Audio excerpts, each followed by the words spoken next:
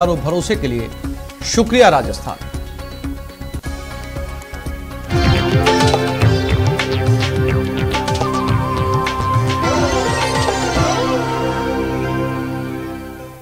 नमस्कार, आप देख रहे हैं न्यूज 18 राजस्थान। आपके साथ मैं हूं आसिफ। इस वक्त की बड़ी खबर मिल रही है। बीकानेर से एमएलए की गाड़ी से एक व्यक्ति घायल हो गया।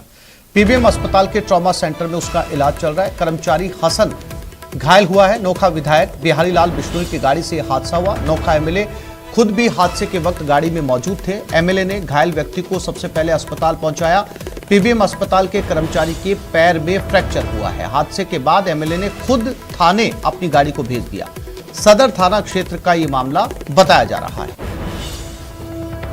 और मनीष बीकानेर से हमारे साथ जुड़ गया। मनीष, क्या था ये पूरा मामला और इस समय उस मरीज की स्थिति कैसी है? जी, बीकानेर की राजमाता सुशीला कंवर के निधन की सूचना के बाद में आज जो नोखा से विधायक है बिहारी लाल बिश्नोई, बीजेपी से विधायक हैं, ये बैठने जा रहे थे। उसी दरमियान पीबीएम अस्पताल के सामने रोंग साइड से आते हुए एक शख्स अपनी मोटरसाइकिल से आ रहा था। पीबीएम अस्पताल के ट्रॉमा सेंटर का ही वो कर्मचारी था, हसन इसका नाम है, और एमएलए की गाड़ी से वो रोंग साइड आते हुए टकरा जाता है। उस वक्त एमएलए साहब ने खुद घायल होने के बाद में उसको अपने पीएसओ और जो ड्राइवर था उसके साथ में उसको अस्पताल में भर्ती करवाया, उसका इलाज करवाया गया। उसके हसन के जो पैर में फ्रैक्चर हुआ, उसके बाद में एमएलए ने दूसरी गाड़ी मंगवाई है और जिस गाड़ी से हादसा हुआ था उस गाड़ी को सदर थाने में खुद ने ही अपने ड्राइवर के साथ में भिजवा दिया है, ताकि कोई भी गाड़ी की कागजी कार्रवाई है वो वहां पर पुलिस जो है वो खुद मालूमात कर ले। इसी के दरमियान जो घायल व्यक्ति है उसके फिलहाल पैर में फ्रैक्चर हुआ है और जो पुलिस है वहां पर पुलिस थाने में फिलहाल एमएलए की गाड़ी है। तो निश्चित तौर पर यह हादसा जो है वो खुद मोटरसाइकिल चालक है उसकी ओर से बताया जा रहा था, क्योंकि वो रोंग साइड से आ रहा था और एमएलए साहब जो वो अपनी जो बिहारी लाल बिश्नोई है वो अपनी गाड़ी से और पीबीएम से नोखा की ओर राजमाता के आवास की ओर जा रहे थे। उसी दरमियान यह हादसा जो है वो सामने आया है। जी मनीष, आपने बताया कि एमएलए ने खुद अपनी गाड़ी को जो है वो थाने भिजवा दिया था। थाने ने कोई कार्रवाई की इस मामले को लेकर? देखिए, एमएलए ने अपनी गाड़ी को खुद थाने भिजवाया है, लेकिन जब हमने सीआई सदर से बात करने की कोशिश की तो उनका फोन जो है वो नॉट रीचेबल आ रहा था और वरिष्ठ अधिकारियों से भी बात की तो उनकी ओर से फोन नहीं उठाया गया। फिलहाल इसकी जानकारी नहीं मिली है कि आगे क्या कुछ कार्रवाई की गई है पुलिस की ओर से, लेकिन जो एमएलए की गाड़ी है वो फिलहाल पुलिस थाने में ही खड़ी है। जानकारी के लिए मनीष आपका धन्यवाद। तो ये खबर बीकानेर से थी। एमएलए की गाड़ी से एक हादसा हुआ, एक पीबीएम हॉस्पिटल का कर्मचारी घायल हुआ। बताया जा रहा उसके पैर में फ्रैक्चर है, लेकिन इस घटना के वक्त गाड़ी में एमएलए खुद मौजूद थे। एमएलए ने मानवता का परिचय देते हुए सबसे पहले कर्मचारी को हॉस्पिटल पहुंचाया और उसके बाद अपनी गाड़ी जिससे एक्सीडेंट हुआ था उसे खुद थाने भिजवाया।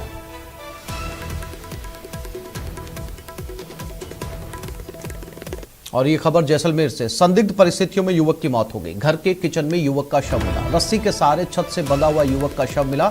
जमीन पर बैठने की स्थिति में युवक का शव था। 2 दिन पुरानी ये घटना बताई जा रही है। कुक सहित अन्य काम करता था युवक। सूचना के बाद पुलिस समेत एफएसएल की टीम मौके पर पहुंची। गांधी कॉलोनी क्षेत्र के मुख्य मार्ग का ये मामला है।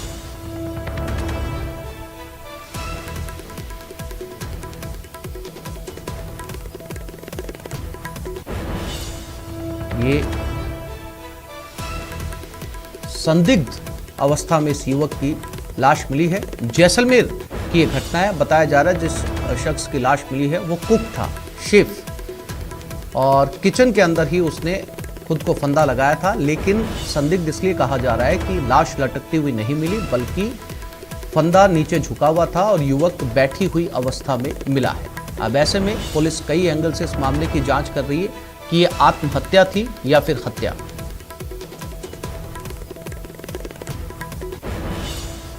और श्रीकांत जैसलमेर से हमारे साथ जुड़ गए। श्रीकांत, क्या अपडेट इस पूरी घटना को लेकर? जी, मैं आपको बता दूं कि ये पूरा मामला जो है वो 2 दिन पहले की घटना बताई जा रही है। संदिग्ध परिस्थिति में एक युवक का शव मिला है। शहर के गांधी कॉलोनी क्षेत्र के मुख्य मार्ग पर एक बिल्डिंग है जहां पर एक कोचिंग संस्थान चलता है, उसके किचन में जो है युवक का शव मिला है। जो युवक है उसके शव का जो सिर है वो रस्सी के फंदे से लटका है और शव के घुटने फर्श पर टिके हुए हैं, जिससे कहीं ना कहीं जो है वो संदिग्ध परिस्थितियां बनी। और 2 दिन पुरानी जो है वो बॉडी बताई जा रही है। मृतक की पहचान रफीक पुत्र कासम खान केशवों की बस्ती सम के रूप में हुई है। जो कि यहाँ पर कुक सहित अन्य छोटे मोटे काम जो है वो करता था। और 17 तारीख को ही उसने जो है 17 जो पिछले माह की 17 तारीख थी वही उसने ज्वाइनिंग की थी। और इस पुलिस को जब सूचना मिली तो पुलिस के जो आला अधिकारी है वो यहाँ मौके पर पहुंचे हैं। डिप्टी प्रियंका कुमाऊं जो है वो पहुंच चुकी है। एफएसएल टीम यहाँ पर अंदर सैंपल लेकर गई है। और जो पूरे ग्रामीण है उस गाँव के रहने वाले जो लोग हैं, यहाँ से करीब 45 किलोमीटर दूर केसुआ की बस्ती के जो ग्रामीण है वो यहाँ पर पहुंचे, वो लगातार जो है वो जांच की मांग कर रहे हैं। वहीं एक और सूचना अभी तक अंदर से मिली जिसको लेकर पुलिस कुछ कंफर्मेशन नहीं कर रही है। वहीं जो ग्रामीण अंदर गए थे उनका कहना है कि जो सीसीटीवी कैमरे लगे थे वो कैमरे तो हैं, लेकिन जो कैमरे जिस डिस्क में रिकॉर्ड होते हैं वो डिस्क वहां पर जो है वो निकाल ली गई है। वहां पर कोई डिस्क नहीं मिली है सीसीटीवी कैमरों की। और परसों रात से जो है वो ये युवक जो है उसका फोन चालू था लेकिन उससे बात नहीं हो पा रही थी। फोन जो है वो भी बरामद हो गया। अब पुलिस मौके पर जो है वो जांच कर रही है, उसके बाद ही पता चल पाएगा कि क्या कुछ मामला है। लेकिन कहीं ना कहीं जो है वो पुलिस अब सभी एंगलों से जांच करेगी। और एफएसएल टीम ने जो है काफी सैंपल लिए। वहीं ग्रामीणों का कहीं ना कहीं जो कहना है, उनका मानना है कि कहीं ना कहीं इसमें जो है वो मर्डर की बू आ रही है, क्योंकि 20-22 वर्ष का जो है युवक बताया जा रहा है, जो पहले भी यहाँ काम कर चुका है इस बिल्डिंग के आसपास में। उसके बाद पैरा सेलिंग का काम करता था और 17 फरवरी को ही उसने जो है यहाँ पर ज्वाइनिंग की थी। जिसके बाद ये घटनाक्रम सारा 2 दिन पहले का जो है वो बताया गया है।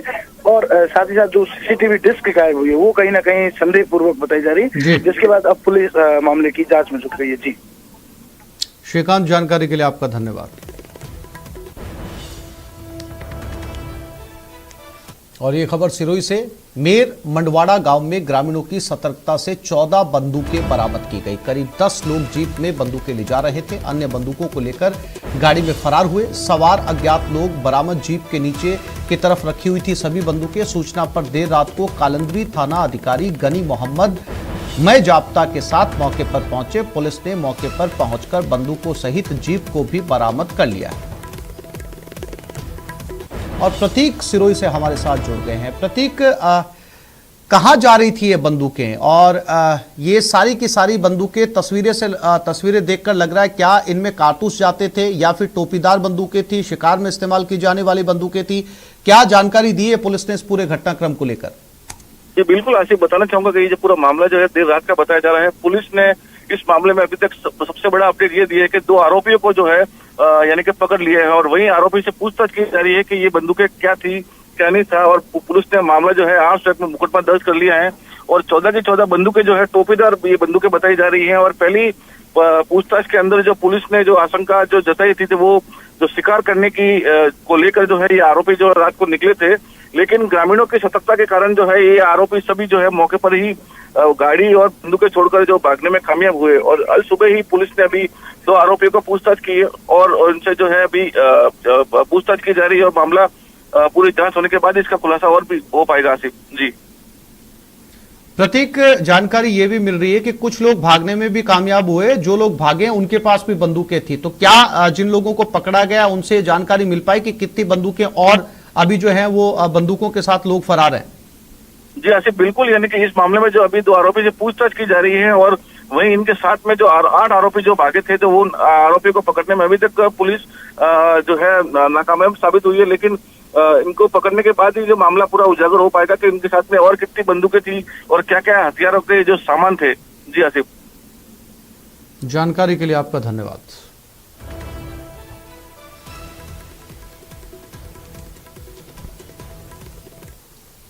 और ये खबर जैसलमेर से। अवैध शराब के खिलाफ पुलिस का एक्शन। 141 कार्टन अवैध शराब बरामद की गई। बोलेरो कैंपर से यह अवैध शराब बरामद की गई। अलग अलग ब्रांड की अवैध शराब मिली है। अंधेरे का फायदा उठाकर आरोपी फरार हो गए। पुलिस ने मामला दर्ज कर जांच शुरू कर दी है। और श्रीकांत एक बार फिर से हमारे साथ जुड़ गए। श्रीकांत, क्या जानकारी इस अवैध शराब के बारे में?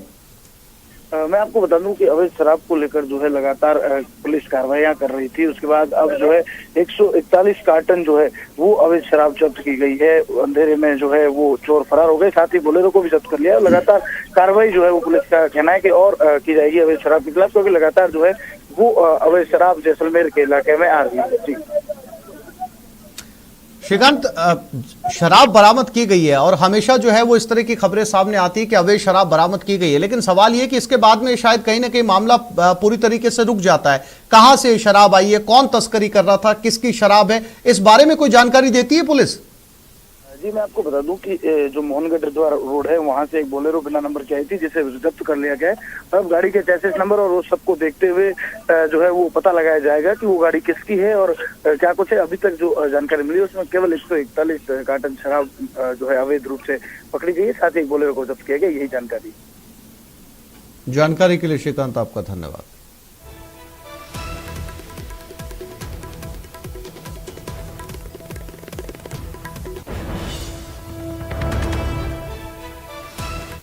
और ये खबर झुंझुनू से, पूरा की ढाणी के पास सड़क हादसा हुआ। तेज रफ्तार बाइक पिकअप में जाकर घुस गई। हादसे में बाइक सवार युवक की मौत हो गई। सूचना के बाद मौके पर सदर पुलिस पहुंची। शव को बीडीके अस्पताल की मोर्चरी में रखवा दिया है।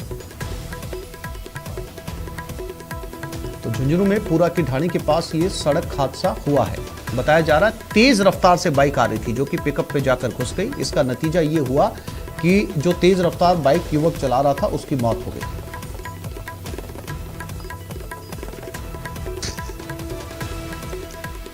शव को बीडीके अस्पताल की मोर्चरी में रखवा दिया है।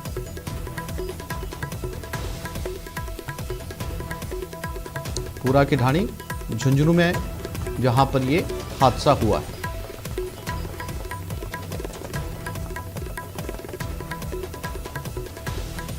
और कृष्ण हमारे साथ जुड़ गए। कृष्ण, क्या जानकारी इस हादसे के बारे में, कैसे हुआ यह एक्सीडेंट?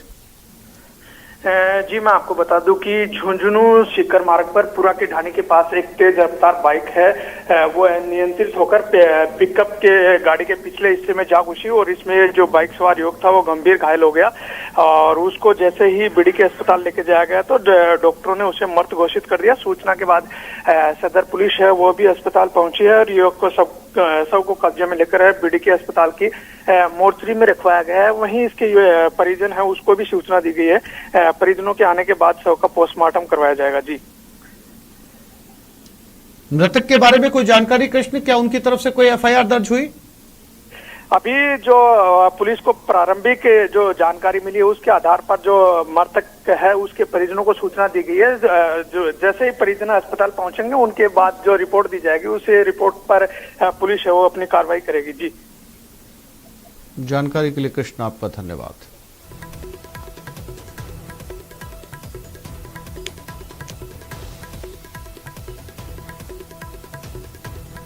और ये खबर राजधानी जयपुर से, आदर्श नगर इलाके में महिला से चैन स्नैचिंग की गई। बाइक सवार बदमाश ने ये चैन स्नैचिंग की। फ्रंटियर कॉलोनी में कनुप्रिया खुराना की चैन को स्नैच किया गया। राहगीर महिला का पीछा कर बदमाशों ने ये चैन लूट ली। तो ये राजधानी की कहानी है, यानी प्रदेश की राजधानी जो सबसे ज्यादा महफूज, सबसे ज्यादा सेफ मानी जाती है, जहां पर सबसे ज्यादा पुलिस है, वहां पर आए दिन चैन लूटने की घटनाएं सामने आ रही हैं। और ये आज की तस्वीर है। आदर्श नगर इलाके में एक महिला की चैन सरेआम खींच ली गई। बताया जा रहा है कुछ देर पीछा किया और उसके बाद में चैन को खींच लिया। विष्णु हमारे साथ है। विष्णु, राजधानी है और सबसे ज्यादा इसको जो है वो किसी भी जिले के मुकाबले प्रदेश में सबसे ज्यादा सेफ माना जाता है। बावजूद इसके विष्णु, चैन स्नैचिंग की घटनाएं रुकने का नाम नहीं ले रही। देखिए, जो लोग अब राजधानी की तस्वीर ये आ रही है कि ना लोग सड़क पर महफूज हैं, ना लोग घर में मौजूद हैं। जब घर छोड़ते हैं तो चोरी की वारदात सामने आती है, जब सड़क से गुजरते हैं मोबाइल स्नैचिंग, पर्स स्नैचिंग की वारदातें सामने आती है। और ऐसी वारदात कनुप्रिया खुराना, जो कि आप गोविंद मार्ग आदर्श नगर की रहने वाली है, वे दोपहर शाम करीब 4 बजे सड़क से गुजर रही थी। फ्रंटियर कॉलोनी की घटना है, जहां पर एक बाइक सवार बदमाश उनका पीछा करता हुआ आया। उसके बाद में उसने झपट्टा मारा और झपट्टा मारने करीब 1 तोला जो वजनी जो सोने की चैन थी वो तोड़ करके वो भाग निकला। घटना के बाद में महिला ने बदमाश हो गई, ऐसे में बाइक नंबर देखे भी जा नहीं सके। और उसके बाद परिजनों को सूचना के बाद में वे लोग आदर्श नगर थाने पहुंचे और मुकदमा दर्ज करवाए। इसके बाद जो आसपास लगे सीसीटीवी कैमरे हैं वहां पुलिस अभी उन फुटेज को खंगाल दी ताकि किसी भी तरीके से बाइक नंबर सामने आए और बदमाश की गिरफ्तारी हो सके। लेकिन ये पहली ऐसी घटना नहीं है। जयपुर शहर राजधानी में पहले भी कई इस तरह की घटनाएं, यानी आमतौर पर चैन स्नैचिंग की कम से कम 2 से 3 वारदात अक्सर औसत रोजाना हो रही है। जी, विष्णु, सवाल यह है कि पुलिस इस पूरे मामले को लेकर कर क्या रही है, क्योंकि जब राजधानी से इस तरह की खबरें आती हैं तो क्या कोई पेट्रोलिंग की, किसी गश्त की जरूरत है ऐसे शोधों पर, या इस तरीके के चैन स्नैचिंग करने वाले जो अक्सर घटनाएं सामने आती हैं, इसके लिए एक्शन क्या है? देखिए, एक्शन जो पुलिस की ओर से जो नाकाबंदी की व्यवस्था बताई जा रही है वो बिल्कुल कई जगह पुलिस का दावा है कि वो हो भी रही है, लेकिन आमतौर पर अब जो चैन स्नैचिंग की वारदातें हो रही है वो मेन सड़क से बजाय अंदर जो 5 कॉलोनियां होती है जो सुनसान अक्सर दोपहर शाम के वक्त में होती है, चूंकि अब गर्मी का सीजन भी शुरू हो चुका है। ऐसे में महिलाएं जो है सिर्फ साड़ी में या सूट में जब घूमती है तो गला सूना गला देख करके ये बदमाश आसानी के साथ में चैन स्नैचिंग की वारदातें करते हैं। तो आमतौर पर मुख्य सड़क के बजाय कॉलोनी जो अंदर जो कॉलोनियां होती है उन जगहों पर ये वारदातें बढ़ी है, तो वहां जो है पुलिस फुटेज के जरिए लगाम लगाने का प्रयास करेगी, लेकिन कब तक लगा पाएगी ये भी एक बड़ा सवाल है। जी विष्णु, आप मेरे साथ बने रहिएगा, मैं फिर से आपके पास लौट रहा हूं क्योंकि अगली खबर भी जयपुर से है। महिला से सामूहिक दुष्कर्म मामला, रामनगरिया इलाके में महिला से गैंगरेप मामला। 2 युवकों ने महिला से गैंगरेप किया, जगतपुरा में एक स्विमिंग पूल के पास वारदात को अंजाम दिया। एसीपी सांगानेर इस मामले की जांच कर रहे हैं। विष्णु हमारे साथ बने हुए, उनके पास चलते हैं। विष्णु, क्या है ये पूरा मामला? देखिए, गैंगरेप से जुड़ा हुआ ये मामला जयपुर के रामनगरिया थाना इलाके का है, जहां पर एक महिला जो कि महिला मजदूर है, किसी जगह पर काम करती थी, वो रामनगरिया इलाके में जगतपुरा में रहती है। आरोप है कि 2 लड़के उनके पास आए जो कि अज्ञात थे। उन्होंने कहा कि आपका पति जो है वो आसपास में ही एक जगह है, वहां पर शराब के नशे में पड़ा हुआ है और उसको चल के संभाल लीजिए। ऐसे में महिला का आरोप है कि जो युवक थे वो उसे पति के बहाने ले गए। उसके बाद एक स्विमिंग पूल था जहाँ पे एक खेत में जाकर के महिला के साथ अकेला पाकर उसके साथ दुष्कर्म किया और दोनों युवकों ने दुष्कर्म किया, ऐसा महिला का आरोप है। तो और महिला को उसके पति के शराब के नशे में होने की बात कहकर के दुष्कर्म की वारदात को अंजाम दिया, जिसके बाद अब पुलिस जो है इस मामले की जांच कर रही है। सांगानेर एसीपी राम सिंह इस पूरे मामले की जांच कर रहे हैं। जी विष्णु, जानकारी के लिए आपका धन्यवाद।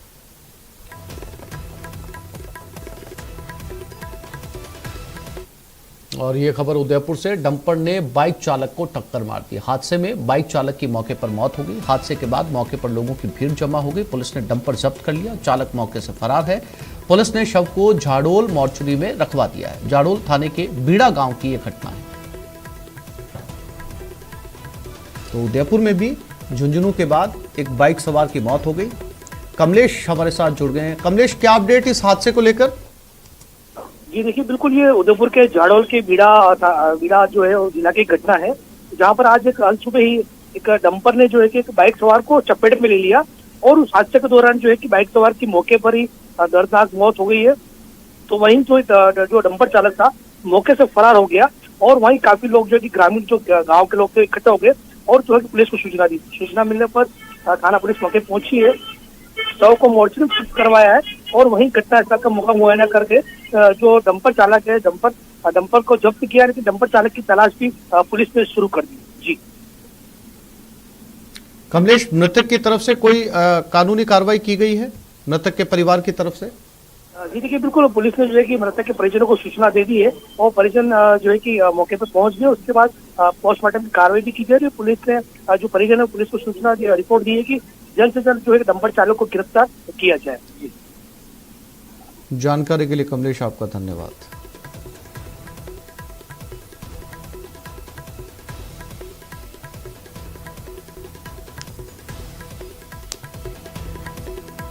और अब बात कोटा की, जहां रामगंज मंडी के जुलमी रोड पर एक अनियंत्रित ट्रैक्टर ने 2 मोटरसाइकिल को चपेट में ले लिया। हादसे की दिल दहलाने वाली लाइव तस्वीरें सामने आई हैं। ट्रैक्टर दोनों मोटरसाइकिलों को रौंदते हुए दीवार से टकराकर रुक गया। हादसे में बाइक सवार दोनों युवक घायल हो गए, वहीं एक बच्ची को भी चोट आई है। हादसे के बाद लोगों ने ट्रैक्टर ड्राइवर को पकड़ा, उसकी जमकर खबर ली, फिर पुलिस के हवाले कर दिया। फिलहाल रामगंज मंडी थाना पुलिस पूरे मामले की जांच कर रही है। ये तस्वीरों के जरिए आप देखिए कि ये हादसा कैसे हुआ है। वहां सीसीटीवी फुटेज कैमरा था जिसमें फुटेज सामने आए हैं। ये ट्रैक्टर पूरी स्पीड के साथ आता है और एक बाइक पर 2 लोग सवार होते हैं। आप तस्वीरों में देख सकते हैं, एक छोटी बच्ची भी इस बाइक के पीछे होती है और बहुत जोर से ये टक्कर लगती है और आगे जाकर ये ट्रैक्टर दीवार में जाके टकरा जाता है। ओम प्रकाश हमारे साथ जुड़ गए। ओम प्रकाश, क्या वजह रही ट्रैक्टर के इस तरीके से दुर्घटना की? क्योंकि तस्वीरों में साफ तौर पर नजर आ रहा है कि ट्रैक्टर बैलेंस के पूरी तरीके से बाहर हो चुका था। प्रारंभिक जांच में आसिफ सामने आया कि ये ट्रैक्टर चालक था जो शराब के नशे में था, और आए दिन इस तरह की तस्वीरें, लाइव तस्वीरें सामने आने के बाद भी जो अनियंत्रित जो वाहन है, जो शराब के नशे में वाहन चलाते हैं, उन पर अंकुश नहीं लग पाने के कारण लोगों में आक्रोश व्याप्त है। और जब बीच सड़क से, जब बड़े बाजार से जब ट्रैक्टर शहर से के अंदर से जब तेज रफ्तार से निकलता, तो निश्चित रूप से पुलिस के अपराध नियंत्रण के दावों पर भी कई बड़े सवाल खड़े हो रहे हैं कि पुलिस का जाब्ता जगह जगह तैनात रहता है, कई बार नाकाबंदी होती है, उसके बावजूद, क्योंकि प्रारंभिक जांच में सामने आया कि ये जो ट्रैक्टर चालक था शराब के नशे में था और उन्होंने इस तरह की वारदात को अंजाम दिया। गनीमत रही कि इसमें तीनों जो घायल हैं उनकी जान बच गई, क्योंकि जो टक्कर लगने के बाद वो उछल के एक तरफ गिर गए। लेकिन बड़ा हृदय विदारक तस्वीर जो सामने आई, उसके बाद में कई बड़े सवाल खड़े हो रहे हैं। हालांकि वारदात के बाद में जो ट्रैक्टर चालक की धुलाई कर दी थी लोगों ने, भीड़ ने, और फिलहाल पुलिस को सौंप दिया है। पुलिस ने उनको फिलहाल शांति भंग के आरोप में ही गिरफ्तार किया, और कुछ धाराएं लगने के बाद में फिर से उसको गिरफ्तार करने की तैयारी की जा रही है। वही रामगंज मंडी थाना पुलिस पूरे मामले की जांच कर रही है। लेकिन बड़ा सवाल कि आखिर इस तरह से जो तेज रफ्तार अनियंत्रित होकर जो वाहनों पर अंकुश लगाने के जो पुलिस के दावे हैं, उन पर कई बड़े सवाल खड़े हो रहे हैं। फिलहाल घायलों का इलाज जारी है और रामगंज मंडी थाना पुलिस जो है पूरे मामले की जांच कर रही है। जी ओम प्रकाश, घायलों की स्थिति कैसी है, खासतौर पर बच्ची की? देखिए, घायलों की स्थिति ठीक है। गनीमत रही कि ट्रैक्टर की टक्कर के बाद में बाइक जो सवार थे वो लोग उछल के गिर गए, क्योंकि हादसा इतना भयानक था कि वो यदि वो ट्रैक्टर दीवार से जाकर नहीं टकराता तो कई और इसमें बड़ा हादसा हो सकता था, किसी की जान जा सकती थी। हृदय विदारक तस्वीर आई है। फिलहाल रामगंज मंडी थाना पुलिस पूरे मामले की जांच कर रही है और घायलों की स्थिति बेहतर बताई जा रही है। जी, जानकारी के लिए आपका धन्यवाद। राज्यसभा सांसद डॉक्टर किरोड़ी लाल मीणा का सवाई मानसिंह अस्पताल में इलाज जारी है। अस्पताल अधीक्षक डॉक्टर अचल शर्मा कुछ देर में एसएमएस अस्पताल पहुंचेंगी। रात भर की सारी रिपोर्ट्स लेकर किरोड़ी लाल मीणा से मुलाकात करेंगी। आज किरोड़ी लाल मीणा को दिल्ली रेफर करने को लेकर फैसला हो सकता है।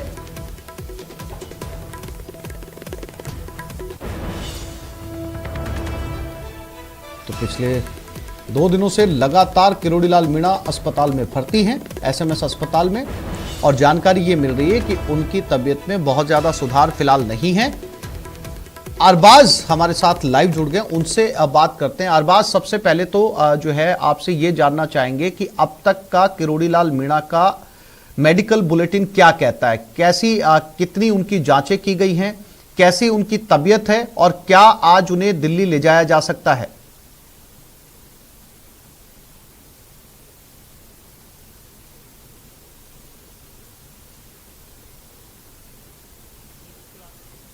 उनके स्वास्थ्य की वर्तमान स्थिति है, अगर अभी सुबह के हालात की बात करें ताज़ा, तो जो लेफ्ट पोर्शन है बॉडी का, उल्टा पाँव है, हाथ है, बाजू है, कंधा है, इस पोर्शन में उन्हें कंपैरेटिवली राइट पोर्शन के मुकाबले कमजोरी फील हो रही है, स्टेमिना कम फील हो रही है। उन्हें जो है वॉमिटिंग और चक्कर की भी शिकायत थी। इस चीज को लेकर के भी उन्होंने डॉक्टर को इत्तला दी। उन्होंने लगातार इस बात को लेकर के कहा है कि जो पुरानी उनकी चोट थी, जो सीमेंट फैक्ट्री आंदोलन के दौरान उनको लगी थी, उस दौरान की चोटें उनको लगता है कि इस बार थोड़ी ओवर आई हैं। फिलहाल कल रात को उनकी जो है एमआरआई कराई गई थी, उसको रिपीट किया गया था। पहले जो सारी जांचें थी वो डॉक्टर अचल शर्मा के मुताबिक डॉक्टर के पैनल्स ने नॉर्मल बताई थी। फिर उन्होंने न्यूरोलॉजिकल जो एक्सपर्ट्स हैं एसएमएस अस्पताल के, उनको यहां पर बुलाया था। उन्होंने थोड़ा पुराना रिकॉर्ड तलब किया था जो कि विदेश में इन्होंने इलाज कराया था। उस इलाज के जब इन्होंने आंकड़े देख करके फिर दोबारा एक और एमआरआई स्पेसिफिक लोकेशन की और वो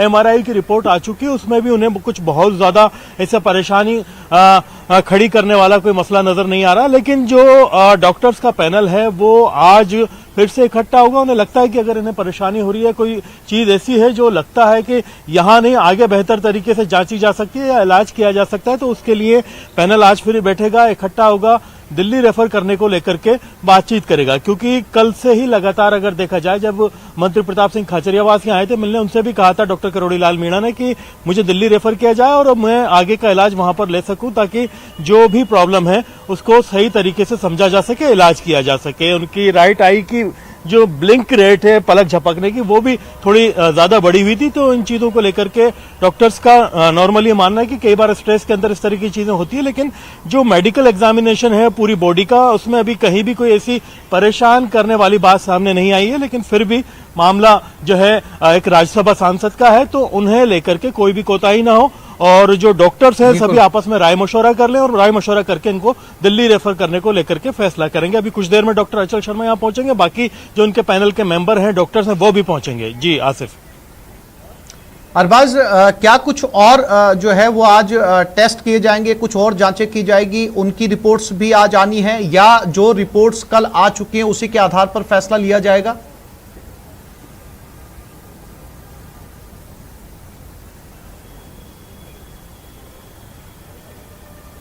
देखिए एमआरआई जो है वो बहुत स्पेसिफिक जांच है, जिसको अगर देखा जाए जो दिमाग के शरीर के अलग अलग हिस्सों को लेकर के जांची जाती है और इसमें 2 बार हो चुकी है पिछले 2 दिन के अंदर एमआरआई, और दोनों में पहले एक बार एक जर्नल स्कैन हुआ था और दूसरी बार जो विदेश में इनका इलाज हुआ था अमेरिका के अंदर। 80 के दशक की बात बताई जाती है कि इस दौर में जब सीमेंट फैक्ट्री आंदोलन के अंदर बड़ी चोट लगी थी, बाहर इनको विदेश इलाज के लिए भेजा गया था। उस दौरान जिन हिस्सों को सही तरीके से देखा गया था बारीकी से, तो उन हिस्सों की जानकारी उन रिपोर्ट से लेकर के स्पेसिफिक लोकेशन पे दोबारा कल रात को एमआरआई कराई गई। उस एमआरआई के बाद में अभी जो रिपोर्ट्स हैं जो डॉक्टर्स ने देखी हैं उनमें कोई ऐसा बहुत ज्यादा मसला नहीं आया, लेकिन जो स्पेसिफिक लोकेशंस हैं वो उन्होंने जांच ली और बार बार इस तरह की जांचों को बहुत कम टाइम में रिपीट भी नहीं किया जा सकता, तो उन्होंने थोड़ा वक्त लिया है। बाकी जो ब्लड रिपोर्ट्स हैं सारी चीजें हैं वो नॉर्मल है। ब्लड शुगर को लेकर के देखा गया है, ब्लड प्रेशर जो है उनका रेगुलर लिया जा रहा है, ये चीजें अंडर कंट्रोल है। बस उनको जो